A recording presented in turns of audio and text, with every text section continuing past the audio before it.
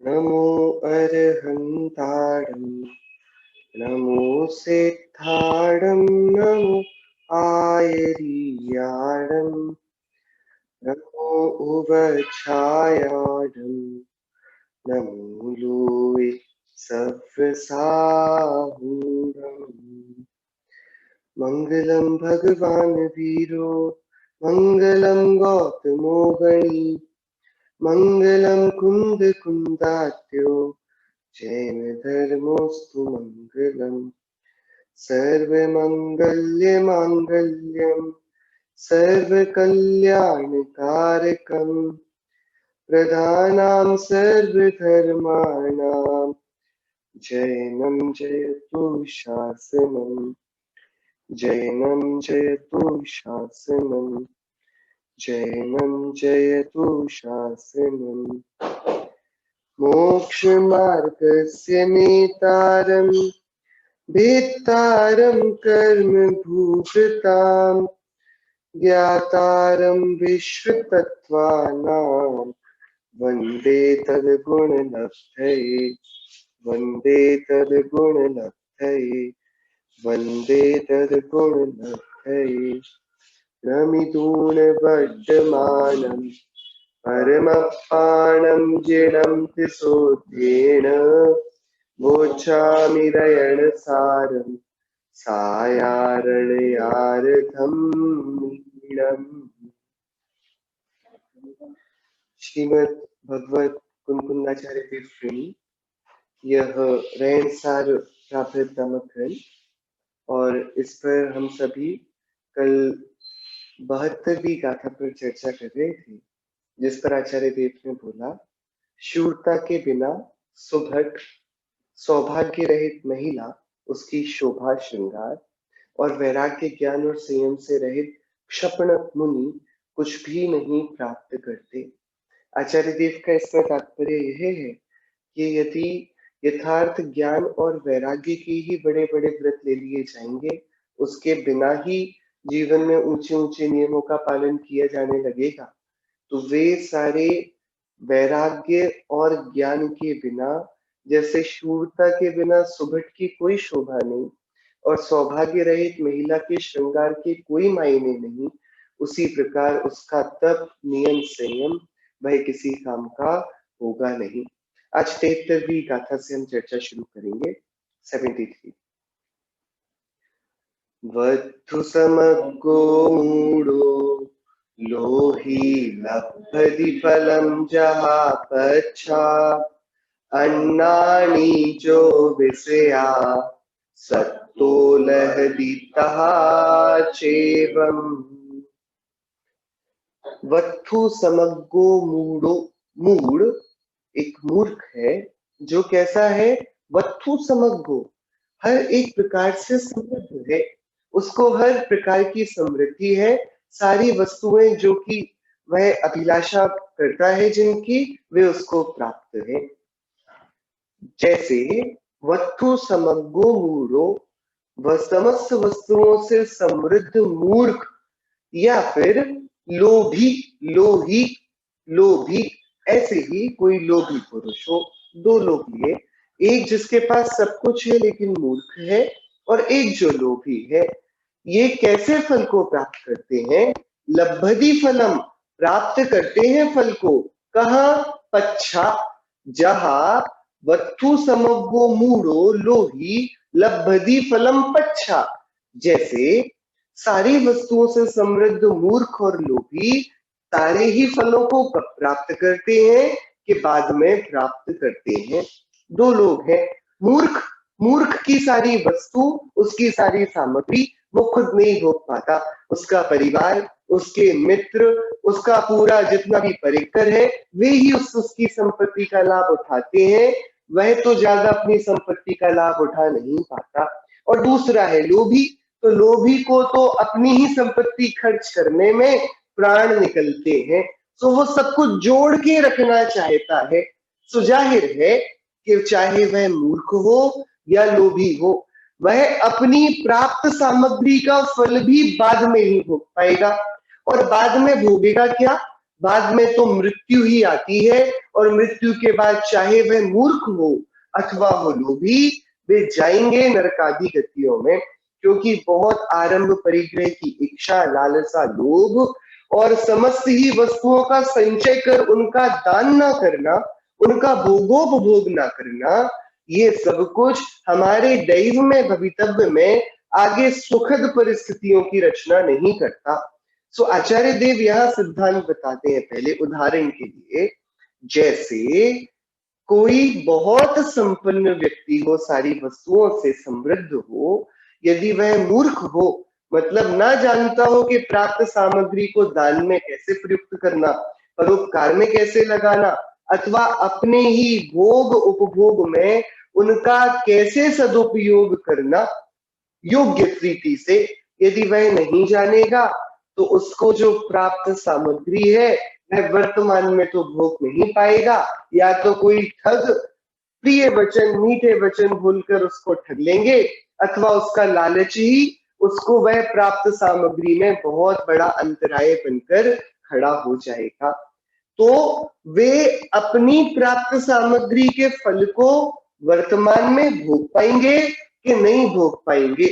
तो वर्तमान में जो सामग्री मिली उसको तो भोग नहीं पाते, तो भविष्य में तो भोगेंगे ना, कि भविष्य में लालची और मूर्ख जिनको वर्तमान का नहीं पता, उन्होंने भविष्य का क्या विचार किया होगा। हाँ, लोभी ने हर एक वस्तु भविष्य के लिए जोड़ रखी है, लेकिन भविष्य का पर्याय है मृत्यु। भविष्य में हम मर जाते हैं। ये इकोनॉमिक्स में भी जो अभी लोक में प्रचलित है, उसमें एक सूक्ति चलती है, सूक्ति का एक बोलते हैं, in the long term we all are dead. लंबे समय में और कुछ सत्य नहीं है, हम सभी मरे हुए हैं। कितने आगे वर्षों तक हम जिएंगे? 20 साल, 25 साल, 50 साल, 100 साल। इसके बाद लॉन्ग टर्म का देखेंगे तो हम कब तक के लिए इन्वेस्ट करें, कब तक के लिए जोड़कर रखें, कि हाँ, भविष्य के लिए जिसने जोड़कर रखा वो वर्तमान की वस्तु को तो भोग नहीं पाता, वो भविष्य में ही उसको भोगेगा, और भविष्य में मृत्यु होगी, और ये भोगने की लिप्सा, तृष्णा, परिणाम, ये सब उसको नरकादि गतियों में यही संपत्ति परिवर्तित होकर दारुण दुखों का रूप ले लेगी, दारुण प्रताड़नाओं का रूप ले लेगी, और उसको भोगना होगा। लोभी के ये वाली बात होगी।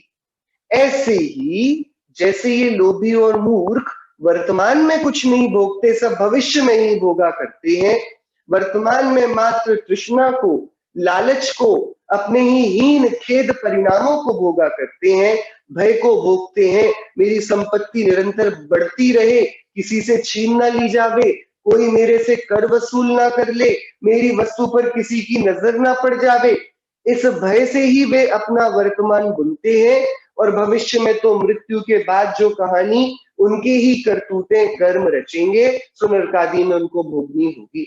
ऐसे ही अन्नानी जो विषयासक्तो लहदी तहा चेवम तहा, ऐसे ही उसी प्रकार जो विषयासक्तो, विषयासक्त अन्नानी अज्ञानी है, वह लहदी, वैसा वह लहदी चेवम, वह भी वैसे ही फल पाता है। वैसे ही फल पाता है मतलब बाद में फल पाता है। आचार्य देव यहाँ पर एक सिद्धांत दे रहे हैं, नरक को ले जाने वाले जो जो दोष शास्त्रों में कहे गए हैं, वे सभी निस्संदेह जीवों के लोभ से ही प्रकट होते हैं। ज्ञानार्णव ग्रंथ का गाथा नंबर 108 है। क्या है उसमें? आचार्य देव ने क्या बोला ज्ञानार्णव ग्रंथ में? नरक को ले जाने वाले जो जो दोष शास्त्रों में कहे गए हैं, वे सभी निस्संदेह जीवों के लोभ ही से प्रकट होते हैं। सो जो प्राणी विषयों का लोलुपी है, विषयों में आसक्त है, अज्ञानी है, वह पहले तो है मूर्ख और है लोभी। और जैसे मूर्ख और लोभी वर्तमान में कुछ फल नहीं भोगते, मात्र अपनी तृष्णा को ही भोगते हैं, भय को ही भोगते हैं, और संरक्षण में ही लग जाते हैं वस्तुओं के जो उनको पूर्व प्रारब्ध से उपलब्ध हुई हैं, वैसे ही वह वर्तमान में विषयासक्ति में पड़ा हुआ अज्ञानी भविष्य में क्या फल पाने वाला है वह नहीं जानता। आचार्य देव यहाँ दो सिद्धांत दे रहे हैं। एक, मूर्ख और लोभी वर्तमान में तो या तो तृष्णा से दुखी है या भय से आक्रांतित है, तो वर्तमान में तो उनके सुख नहीं है। ऐसे ही अज्ञानी के विषयों को भोगते समय या तो आकुलता है, तृष्णा है कि पूरा भोग लूं, अथवा भय है कि मैं भोग लूंगा ये खत्म हो जाएंगे। घर पर कोई छोटी सी मिठाई भी बनती है ना, तो भी माता को देने में सोचना पड़ता है कि अब तो इसके 5 पीस बचे, 6 पीस बचे, बनी है नहीं कि ये खत्म हो जाएगी। ये वाला भय ना जाने कहां से उत्पन्न अपने आप हो जाता है। वस्तु बनाई है कि भोगने के लिए, लेकिन उसको भोगते हुए एक पीड़ा होती कि खत्म होती जा रही है। ऐसे ही विषयों में जो आसक्त हैं, जैसे मूर्ख और लोभी वर्तमान में या तो भय को अथवा तृष्णा के दुख को भोगते हैं, ऐसे ही विषयों का सेवन करने वाले वर्तमान में या तो अपनी आसक्ति को अथवा उनके ना चले जाने के भय को भोगते हैं। सो वर्तमान में तो सुखी नहीं, और भविष्य में क्या होगा? सो विषय सेवन का फल नरकादि कुगतियों में भ्रमण है। अपन ने शुरुआत में जब हम भव्यामृत शतक ग्रंथ का स्वाध्याय कर रहे थे, तब ये वाली एक लोकोक्ति पर भी विचार किया था। नरक का रास्ता सबसे सुंदर है। क्या जगत में जो भी सुंदर पदार्थ है, उन उन वस्तुओं को यदि प्राप्त कर लिया जावे, तो उन उन वस्तुओं का प्राप्त किया जाना नरक को ले जाता है। नरक का रास्ता सबसे सुंदर है। ये लोकोक्ति एक चलती है। क्या मायने हैं इसके? कि जगत में बहुत सारी वस्तुएं हैं जिनमें जीव अपनी अज्ञानता से इष्ट और अनिष्ट पदार्थ की कल्पना करता है। उसमें से इष्ट को बोलता है सुंदर और अनिष्ट को बोलता है बेकार, और अपना पूरा जीवन फिर इष्ट वस्तुओं के संपादन में और अनिष्ट वस्तुओं को दूर करने में बिता देता है। अब मान लें किसी व्यक्ति ने जिस जिस भी वस्तु में इष्टपने की कल्पना करी, उसको वो सारी वस्तुएं प्राप्त हो गई। यदि उसको वे सारी वस्तुएं प्राप्त हो गई, इसके क्या मायने हैं? इसके ये मायने हैं कि उसने जो विषयासक्ति में सुख का कारण माना था, उसको तो प्राप्त कर लिया, लेकिन इन वस्तुओं का संचय, ये बहुत आरंभ, बहुत परिग्रह का परिणाम, ये नरकायु का कारण है। सो जो भी सुंदर वस्तुओं के संपादन में जीवन बीता, वह अंत में निष्कर्ष के रूप में नरक आयु का एक सुंदर सा गुलदस्ता इस जीव के प्रदेशों के साथ एक क्षेत्रावधाह रूप में बांध देता है। और इस तरीके से बहुत प्रसन्नता से बिताया गया जीवन भी, जो विषयों के अंदर ही डूबा रहा, जिसमें दूसरों से ही सुख की कल्पना की गई और परिग्रह की वृद्धि में ही आनंद माना गया, वह जीवन बाद में फल देता है। वर्तमान में तो उन वस्तुओं का संपादन की आकुलता है, उनके संरक्षण की आकुलता है, और उनका वियोग ना हो जाए इसका भय है। सो यहाँ आचार्य देव ने 73वीं गाथा में बोला, अज्ञानी को ना तो वर्तमान में सुख है और भविष्य में जो फल पाएगा वो सुखी करने में समर्थ होगा नहीं। ऐसे ही जो अज्ञानी है, विषयासक्त जीव है, वह वर्तमान में भी दुखी है और आगे भी दुख को ही पाएगा। 74वीं गाथा में आचार्य देव इसी बात को थोड़ा अलग रीति से बोलेंगे। 74, वत्थु समगोणाणि सुपत्तानि फलम जहालहदी प्राण समग्गो विषय परिचत्तो लहदितः चेव। पिछली गाथा में एक पूर्व पक्ष प्रस्तुत किया कि अज्ञानी वह सुखी नहीं हो सकता। कब? कि ना तो वर्तमान में ना ही भविष्य में। वर्तमान में आकुलता और भय से दुखी है, और भविष्य में अपने ही वर्तमान का जो आकुलता, भय और तृष्णा का परिणाम है, उसके कारण उसने नरकादि दुखों की रचना कर ली है। अब ज्ञानी की बात करते हैं। वत्तु समग्गोणानि, यहाँ क्या था? वत्तु समग्गो मूढ़ो, जो समस्त वस्तुओं से समृद्ध मूर्ख है, लोभी है, वो तो बाद में हर एक वस्तु को भोगेगा। लेकिन यदि यहीं पर ही ज्ञानी को खड़ा कर दिया जाए, जैसे जहां वस्तु समग्गुणानी, वस्तु समस्त पदार्थों से समृद्ध युक्त उनका स्वामी ज्ञानी, अब वह क्या करता है? लोभी तो है नहीं, ज्ञान की कणिकाएं उसके हृदय में प्रकाश कर रही है निरंतर। सो वह सुपत्त दानी फलम जहां लहदी, तो जैसे कोई समस्त वस्तुओं से संयुक्त समृद्ध मूर्ख ना हो, लोभी ना हो, अपितु ज्ञानी हो। सो लोभी तो तृष्णा में और भय में अपने प्राप्त धन को भी नहीं भोगता था, लेकिन ये ज्ञानी है, विवेकी है, तो ये अपनी समस्त वस्तुओं की समृद्धि का सदुपयोग कैसे करता है कि ये सुपत्र दानी, ये सुपात्र दान को देता है। सो फलम जहां लहदी, जैसे ये फल को प्राप्त करेगा। अब वापस दो बात बनेंगी, ज्ञानी जो वर्तमान में हर तरीके से समृद्ध है और सुपात्र दान आदि प्रशस्त क्रियाओं में लगा हुआ है, सो दान करके वह प्रसन्न होता है या दुखी होता है? अपनी प्राप्त संपदा को भोग कर वह प्रसन्न होता है कि दुखी होता है? कि उदार हृदय वाला और दान देने वाला, वह परोपकारी और धर्म में दक्ष, वह विवेकी वर्तमान में तो प्रसन्न ही होता है। और ये सब हम सभी ने अनुभूत किया है। यदि हम कंजूस हो तो कंजूस को अपने लिए पैसे खर्च करने में भी कष्ट होता है, और यदि हम उदार हो तो दूसरों को भी कुछ दिला देने से हम प्रसन्नता का अनुभव करते हैं। कितना विरोध है दोनों ही वृत्तियों में। दोनों के पास अपनी अपनी संपत्ति है, उतना ही प्रमाण में वे दोनों खर्च करें तो एक क्योंकि कंजूस है, क्योंकि कृपण है, क्योंकि लोभी है, तृष्णावंत है, सो अपने ही संपत्ति को अपने हित खर्च करते भी उसके प्राण निकलते हैं। और एक जो परोपकारी है, उदार है, लोभ जिसका शून्यता की ओर जाता है, जो बहुत ही संतुष्टि का अनुभव सदाकाल करता है, वह उतनी ही धनराशि को अपने लिए नहीं पर के लिए खर्च करे तो भी उसको कितनी प्रसन्नता है। सो दो अंतर हो गए।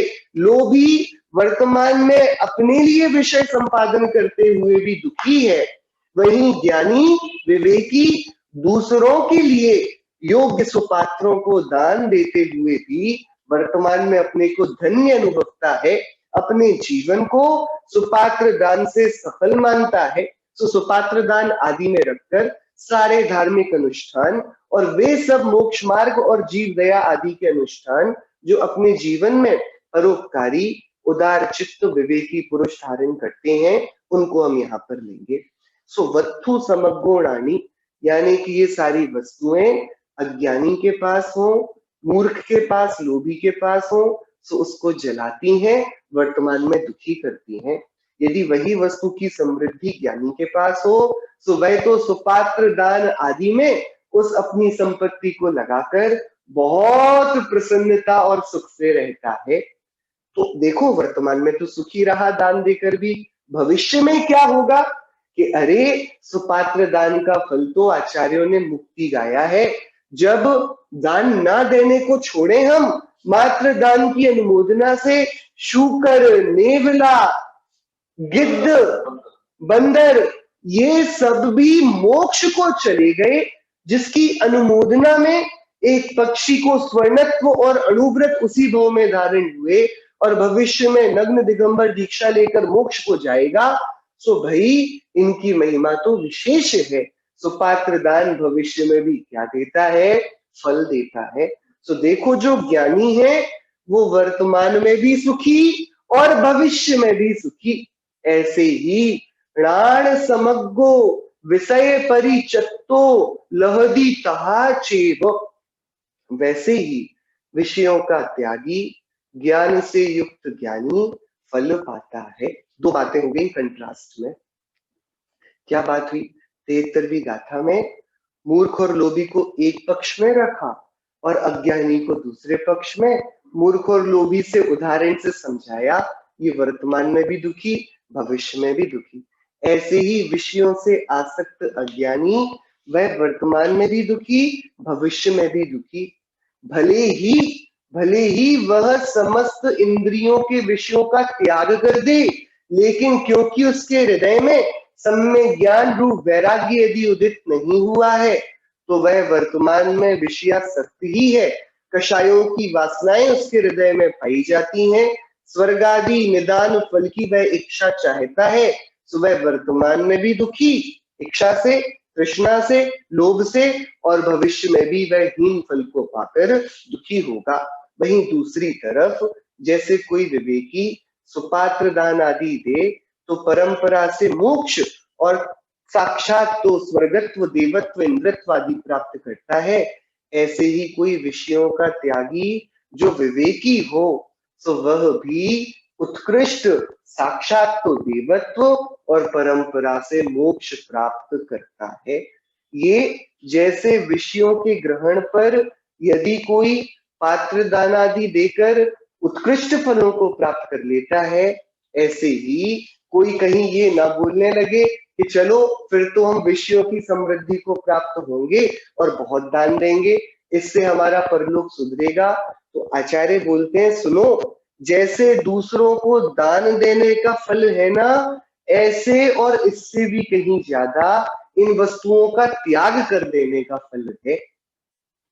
एक बड़ा सेठ दान दे सुपात्र को और एक गरीब छोड़कर मुनित्व अंगीकार कर ले। बताइए किसका बड़ा दान है कि जिस गरीब ने कुछ दिया तो किसी को भी नहीं, लेकिन सर्वस्व त्याग कर दिया ना अपना, भैया वह भी उससे ऊंचा फल पाएगा जिसने सुपात्रों को दान दिया है। सो आचार्य देव यहाँ पर जो पूर्व गाथाओं में उन्होंने स्थापना करी थी कि अकेली जैसे औषधि के ज्ञान से वैद्य रोग को ठीक नहीं कर सकता, औषधि का सेवन भी उसे कराना होगा अपने रोगियों को, ऐसे ही इसी रीति से कोई मात्र ज्ञान कर ले सात तत्वों का, चैतन्य स्वरूप का, वह मोक्ष कर्म क्षय को ना कर पाएगा। उसको जीवन में चाहिए त्याग, जीवन में चाहिए विरक्ति, जीवन में चाहिए नियमों का आना, व्रतों का पालना। लेकिन वह व्रतों का पालना, जीवन में त्याग, वैराग्य, संयम का आना, वह ज्ञान की कीमत पर नहीं होगा।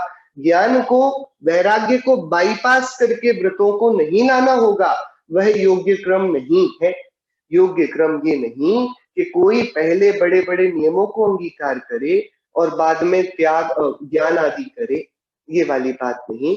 लेकिन हाँ, वो बोले कि चलो आपने दान और पूजा धर्म बताए थे, तो हम तो व्यापार करेंगे, बहुत विपुल सामग्री का संचय करेंगे और फिर दान देंगे। दान देंगे सो धर्म होगा और परंपरा से मोक्ष भी होगा।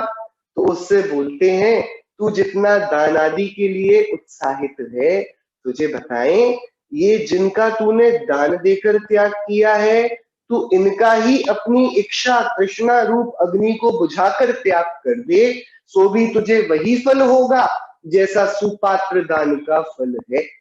हम में से कई लोगों को ये प्रश्न होता है, यदि सुपात्र ना दिखे तो हम क्या करें, हम आज दान कैसे दें? आचार्य देव ने 74वीं गाथा में उसका भी हमको एक छोटा सा दूसरा उपाय बताया है।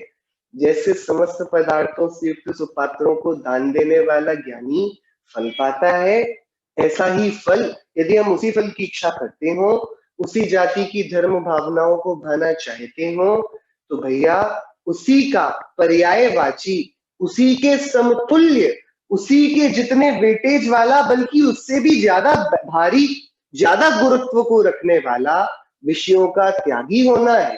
तो यदि हम अपने जीवन में अपनी इच्छाओं को अपने मन विवेक में बांध पाएंगे और उनका धीरे धीरे कृषण कर पाएंगे, उनको धीरे धीरे नष्ट कर पाएंगे, अपने जीवन में नाना प्रकार के परिमाणों को लेकर आ पाएंगे, बाणों को लगाएंगे और ऊंचे ऊंचे आदर्शों को जीवन में ग्रहण कर संतुष्ट समसेवी होंगे, साम्य भाव का आदर करेंगे।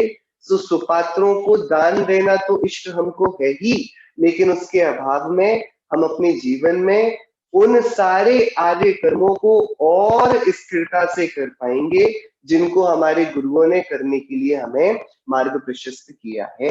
सो जैसे सुपात्रों को दान देने का फल है ना, ऐसे ही प्राप्त सामग्री को जो भी हमें विषय सामग्री प्राप्त है उनमें जाते हुए अपने मन को, इच्छाओं को, उपयोग को खींच कर तत्व विचार में, स्वरूप के ध्यान में, पंच महागुरु की भक्ति में लगाने का होता है।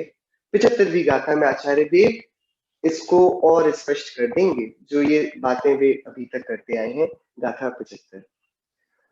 भूमहिला कणयादि लोहाहि विषहरं कहं पिहवे सम्मतृणान वेरत् गोसहमन्तेन चिणो दिठम्।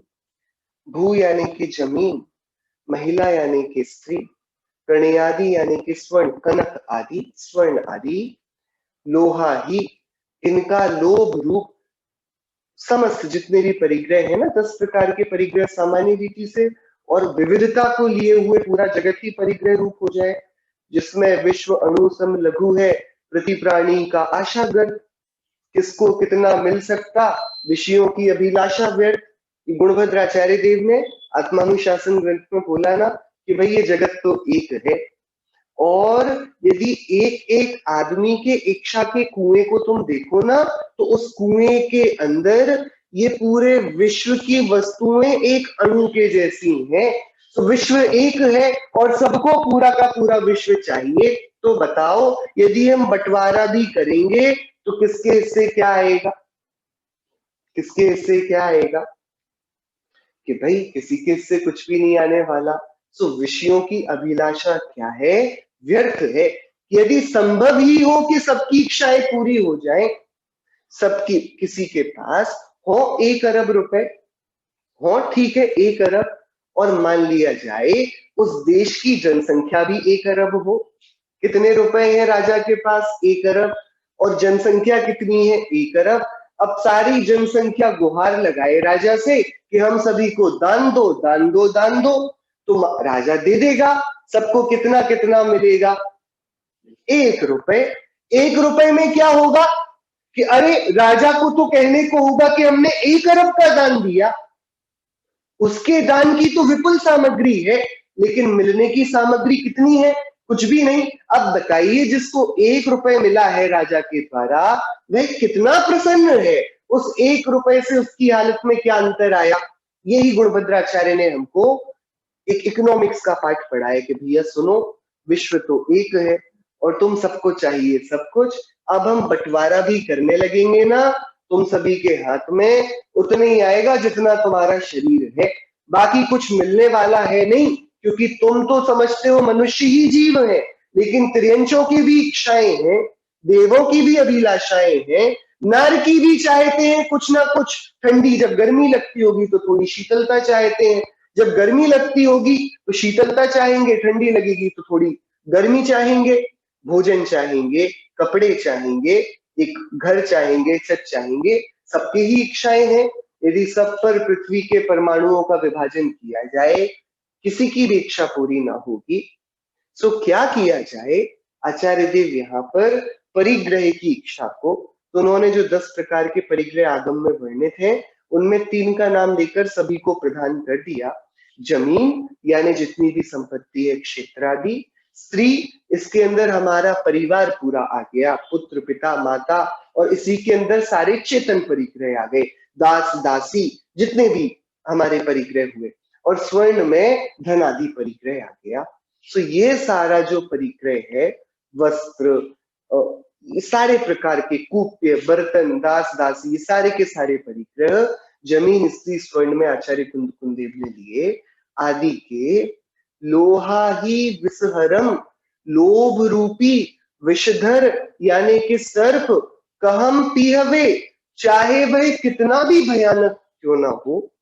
जमीन, स्त्री, स्वर्ण आदि यानी परिग्रह की इच्छा वाला, परिग्रह के लोभ वाला जो विषधर हो, सर्प हो, और कितना ही भयानक क्यों ना हो, बहुत ज्यादा दारुण इच्छाएं और तृष्णा जिसके अंदर बैठी हो, ऐसा जहरीला मनोवृत्ति वाला हो, अथवा जिसने थोड़ी शांति का भी अनुभव किया हो और थोड़ा संतोष जिसके हृदय में हो, वैसा भी हो।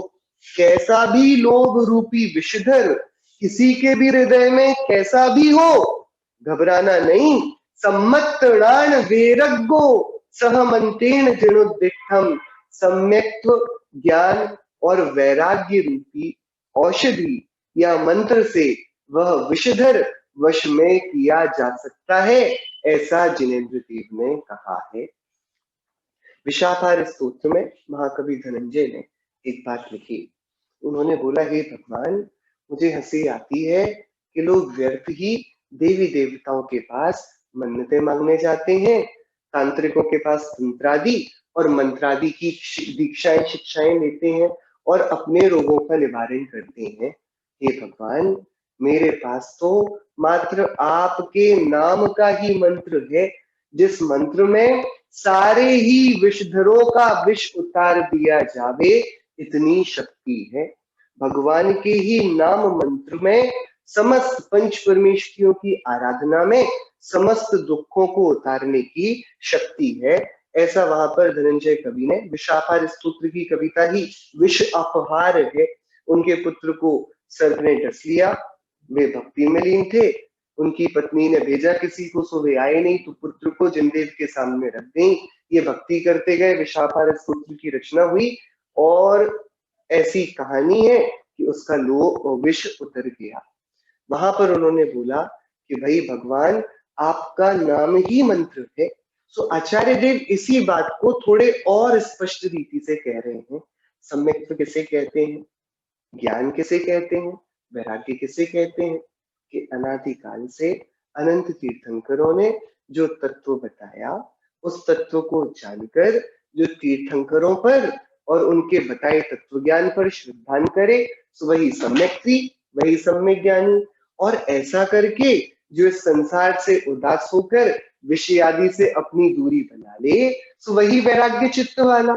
यदि किसी के पास ये भगवान के स्मरण रूप अर्थात भगवान के दिव्य वचनों का स्मरण, भगवान के बताए गए दिव्य तत्वों का स्मरण और भगवान के बताए गए दिव्य वीतरागी मार्ग का स्मरण, इनमें सम्यक दर्शन ज्ञान चारित्र आ जाते हैं, ऐसे सम्यक ज्ञान चारित्र वैराग्य रूपी औषधि या मंत्र जिसके पास है, उसको जो लोभ रूपी विषधर सर्प है, जो समस्त अनिष्ट परंपराओं का मूल कारण है, वह वश में किया जा सकता है, ऐसा जिनेंद्र देव ने कहा है। क्या कहा है जिनेंद्र देव ने, कि भाई जो लोभ पापों का पाप है, जिस लालच ने मनुष्य गति, न सिर्फ मनुष्य गति अपितु देव गति में भी अपना हाहाकार, अपना भूचाल मचा रखा है, वह लोभ रूपी विषधर सर्प सम्यक ज्ञान वैराग्य रूपी औषधि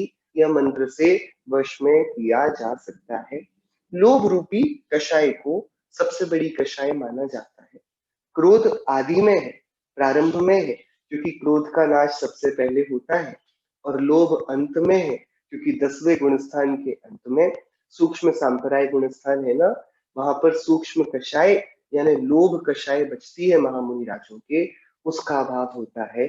सो वह मुनिराज लोभ रूपी विषधर का अभाव किस औषधि के बल पर, किस मंत्र के बल पर करते हैं, कि सम्यक ज्ञान वैराग्य रूपी बल से वे समस्त लोभ रूपी, और लोभ के चले जाने पर ही समस्त कषाय नष्ट हो जाती हैं, उसका वे उपाय करते हैं। सर्प का विष दो जाति से, दो प्रकार से उतारा जाता था पुराने जमाने में, एक तो औषधि से और एक मंत्र से। स्वाचार्य देव ने दोनों का ही नाम दिया, औषधि या मंत्र। कैसा है औषधि या मंत्र, कि भाई औषधि से तो थोड़ी देर में काम बनता है और मंत्र से तत्काल बन जाता है, क्योंकि मंत्रों की शक्ति अचिंत्य है।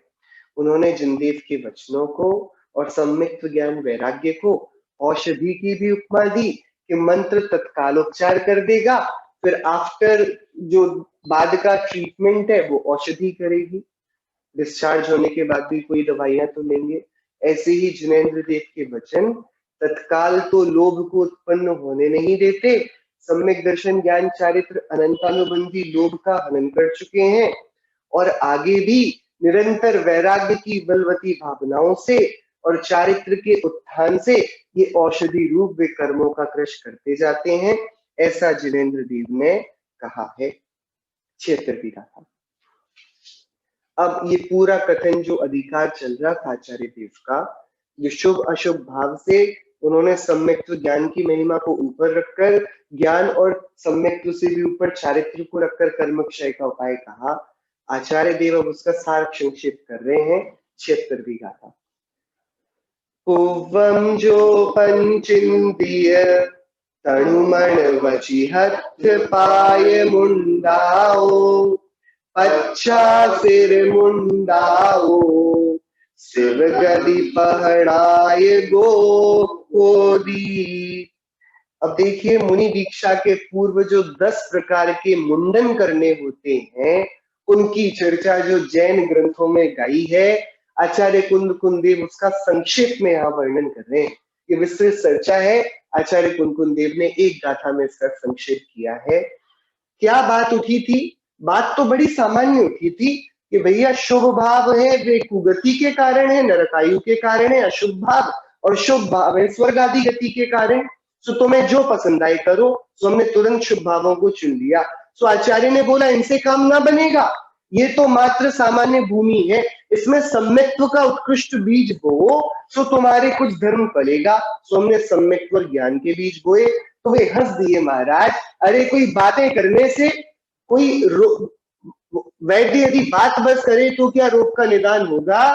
तुम अपने जीवन में चारित्र को लाओ, तप को लाओ, संयम को लाओ। तो हमने बोला महाराज वो कैसे संभवित है? कि अरे तुमने जो सम्यक और ज्ञान लिया उसके कारण जो तुम्हारे हृदय में वैराग्य की कड़िकाएं उत्पन्न हुई है, अब उससे धीरे धीरे 5 इंद्रियों और मन को वश में करो। तो अब हम उस पर करने को गए तो आचार्य ने बीच में बताओ ये सारे त्याग व्याग में कुछ नहीं रखा जो यदि इनके पीछे वैराग्य का संबल ना हो, ज्ञान और सम्यक्त्व का संबल ना हो, इसकी बात है। अब शिष्य सब कुछ समझ गया है। आचार्य देव अब इसको एकदम एक टूक में समझाने का प्रयास इस गाथा में करेंगे। जो पुव्वम पंचिंदीय तणु मण वची हत पाय मुंडाओ, जो पुव्वम यानी कि पहले प्रथमतया पंचिंदीय तणु मण वची हथ पाए मुंडाओ, 10 चीजें हो गई। 5 इंद्रियां, शरीर, मन, वचन, हाथ और पैर। ओके, 10 हो गए। 5 इंद्रियां, स्पर्शन रसना घ्राण चक्षु कर्ण, फिर एक शरीर यानी कि हमारी काया, एक मन, एक वचन और एक हाथ और एक पैर। मुंडाओ, जो 5 इंद्रियों को, शरीर को, मन को, वचन को, हाथ को, पैरों को मूढ़ता है पहले। मतलब मूढ़ता है मतलब वश में करता है। जो पहले 5 इंद्रियों, शरीर, मन, वचन, हाथ, पैरों को मूढ़ता है, वश में करता है।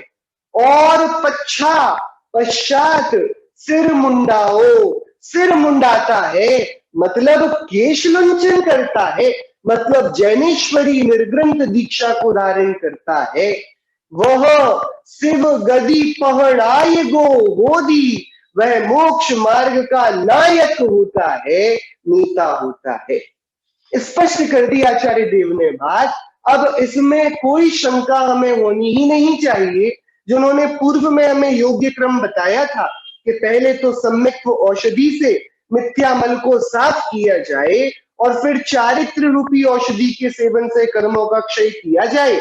आचार्य देव ने यहाँ पर सीधे मुनिराजों को योग्य यथार्थ उपदेश दिया। क्या बोले आचार्य देव? सुनो, तुम जिन दीक्षा को लेने को ताबले हो, तुम केश लुंचन के लिए उत्साही हो, तुम मूड मुड़वाना चाहते हो, तो प्रशंसनीय है।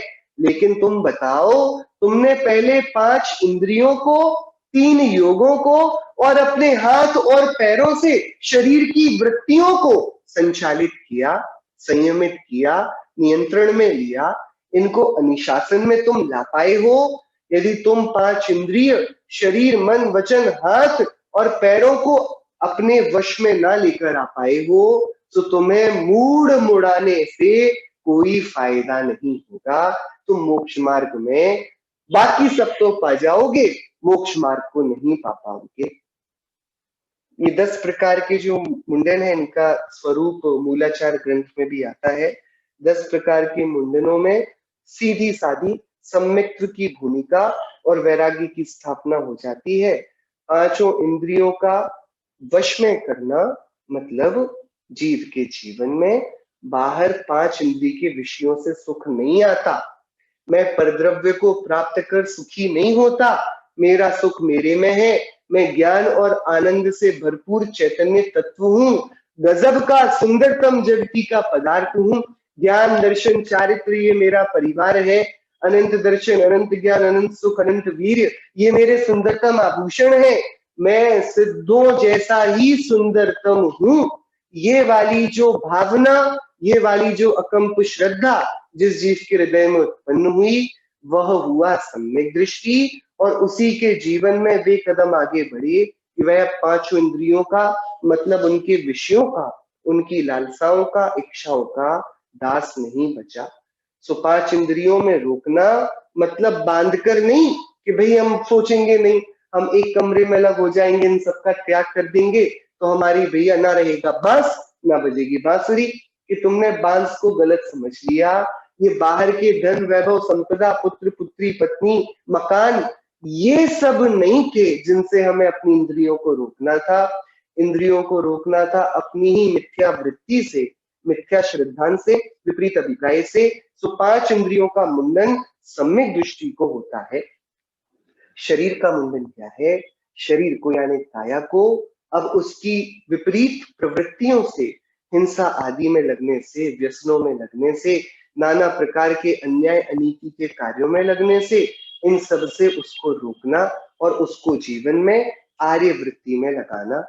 मन में किसी दूसरे के अवगुणों का चिंतन त्याग कर देना, किसी से कुछ झूठ बोलना, सोचना, कुछ और मंत्रणा करना, मायाचारी करना, ये खोटे विचारों को छोड़ देना और वचनों से विकथाओं का, पैशून्य का, दूसरे की निंदा का, गाली का गुम हो जाना। हाथ और पैर दूसरों की सेवाओं में अथवा मुनिराजों की वैयावृत्ति में, मोक्ष मार्ग के संचालन में अथवा योग्य आजीविका के उपार्जन में लगाना। दूसरों को कष्ट देने में, दूसरों की प्रताड़ना करने में, दूसरों से दुर्व्यवहार करने में नहीं लगाना। इस प्रकार 10 प्रकार के ये मुंडन मुनि दीक्षा के पूर्व होने आवश्यक हैं। जिस जीव के आचार्य महाआचार्य ये 10 प्रकार के मुंडनों को ना दिखें, वे उनको मुनि दीक्षा नहीं देते, उनको सिर मूंडने, केश लुंचन करने नहीं देते। इस प्रकार पूरा यदि हम योग्य क्रम देखें तो आचार्य देव ने ये वाला हमारे लिए रास्ता बताया। पहले तो समझो कि तुम मनुष्य हुए हो, बहुत बहुत बहुत दुर्लभ ये मनुष्य भव है। यदि 8 कर्मों की थोड़ी भी व्यवस्था समझते हो तो 4 कषायों में से एक एक कषाय बंधी हुई है, एक एक वृत्ति। मायाचारी के परिणाम से त्रियंश हो जाओगे, तीव्र क्रोध से और लोभ से नारकी हो जाओगे। 2 राग रूप कषाय हैं, 2 द्वेष रूप, उनसे एक त्रियंश को ले जाता है युगल और एक नारक को ले जाता है। देवत्व के लिए थोड़ा सा व्रत नियम संयम करना पड़ेगा। लेकिन जब पूछा जाए मनुष्यत्व के लिए क्या कहें, क्या करें मनुष्य बनने के लिए, तो आचार्यों ने बड़ी ग्रे लाइन रखी कि जैसे बहुत आरंभ बहुत परिग्रह से नारकी होता है, सो अल्प आरंभ अल्प परिग्रह से, परोपकार से और न्याय नीति भक्ष का सेवन करने वाला आर्य आचरण से मनुष्य हो जाता है।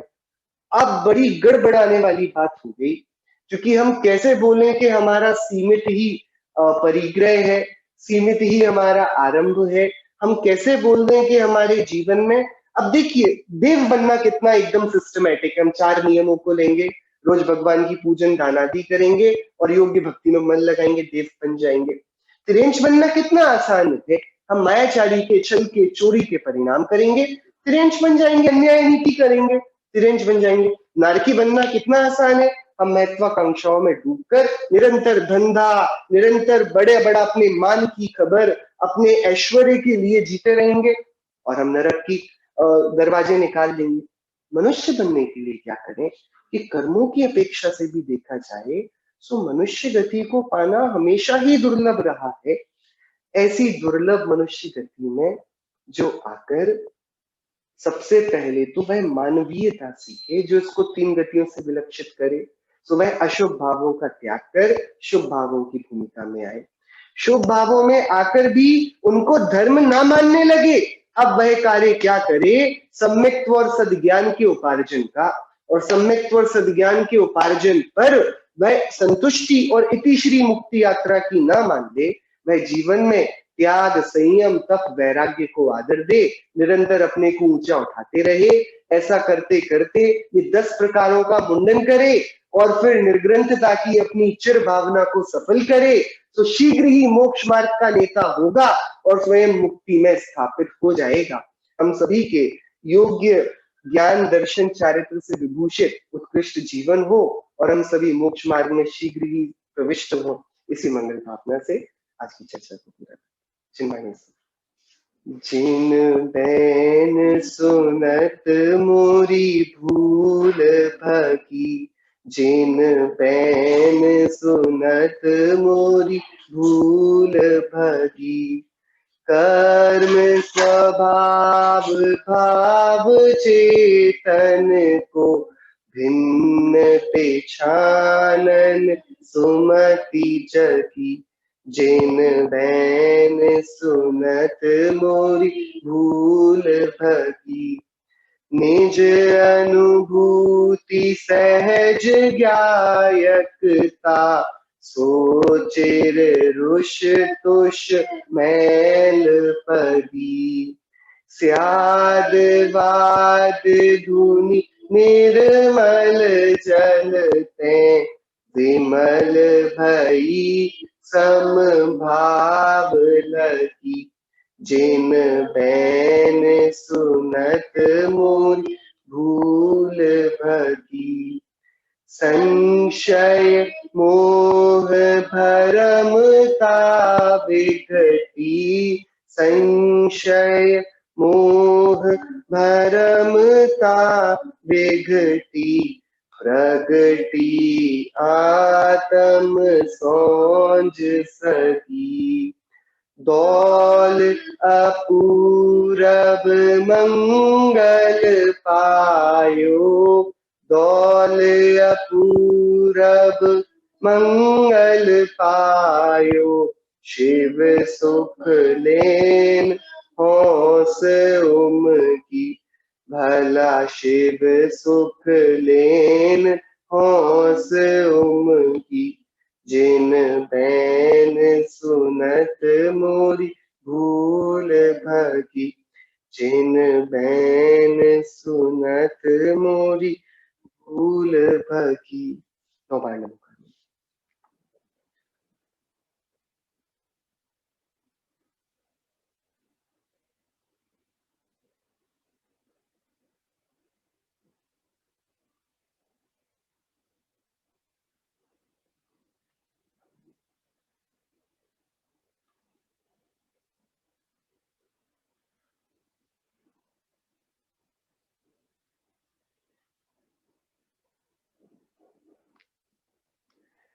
बोले अंतर्मुख मुद्राबंद सर्व जनित प्रपंचों की जय हो। द्वादशांग जिनवाणी माता की जय हो। समस्त वितरागी भावलिंगी मुनिराजों की जय हो। अनेकांतमय जैन धर्म की जय हो। शासनायक तीर्थंकर महावीर स्वामी की जय हो। श्रीमद् भगवत कुंकुंदाचार्य देव की जय हो। श्री रायण सार ग्रंथ की जय हो। जय श्री